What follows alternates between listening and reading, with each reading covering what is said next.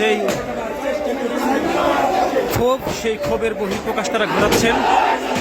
সবাই যে যার হাতে যেভাবে পেরেছেন, লাঠি নিয়ে বাড়ি থেকে যা পেরেছেন তাই নিয়েই তারা এখানে চলে এসেছেন। এবং আপনারা দেখতে পাচ্ছেন যে এখানে অনেকেই গায়ে টি শার্ট গায়ে দিয়ে এসেছেন।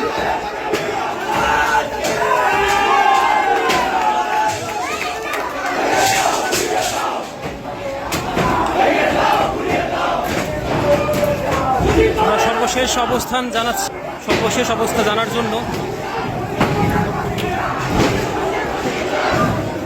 ইতিমধ্যেই এর আগে যে ঘরের রুমগুলো ভাঙা হয়েছে সেগুলোর অবস্থা দেখতে পাচ্ছেন।